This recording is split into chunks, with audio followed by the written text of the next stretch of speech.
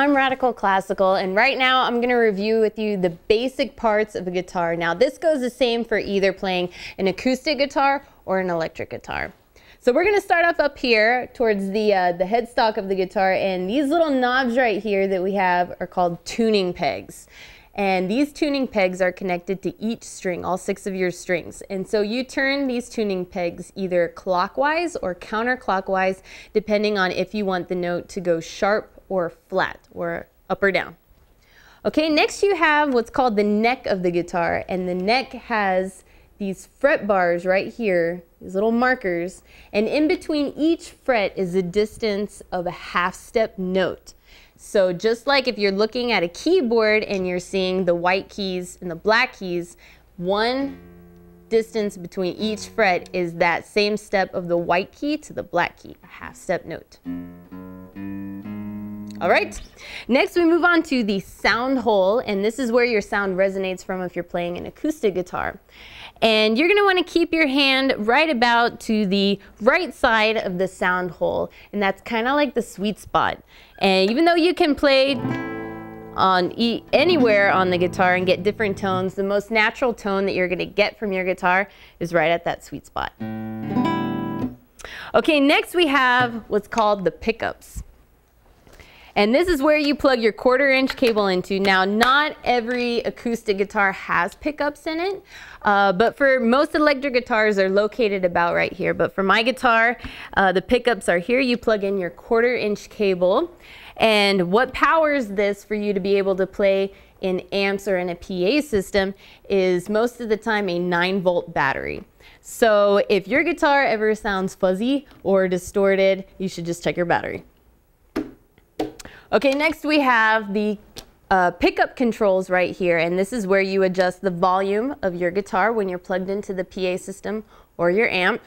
And you have 3 knobs up here that adjust the bass, middle, and treble volumes of your guitar. So the bass controls the bass end of your strings, the middle controls the middle part of your strings, and the treble controls your high end strings, which is where you normally play lead guitar.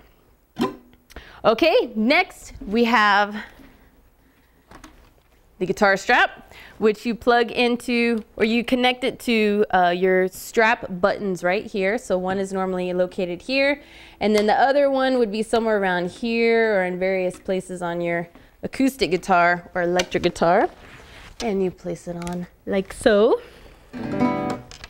Okay, now you're getting ready to play, and then the first thing you want to do before you start playing is get your guitar in tune. So we're going to start off with the first string. So your strings are numbered as well as having specific notes on them. So we're going to start off with standard tuning. So all these lessons are going to be in standard tuning, and your first string is an E, your high E string. And then the next string, your second string, is a B. Your third string is a G. Your fourth string is a D. Your fifth string is an A. And your sixth string is an E. So you have E, B, G, D, A, E. So you're going to want to memorize that. All right, so once you got that in tune and you use your tuning pegs to adjust everything properly, you're going to position your left hand. So go ahead and remember to keep your thumb closely behind your middle finger, and that'll prevent your wrist from pivoting in any kind of awkward position. Also, you're going to want to keep your thumb close to the flat part, the mid part of the back of the neck of your guitar.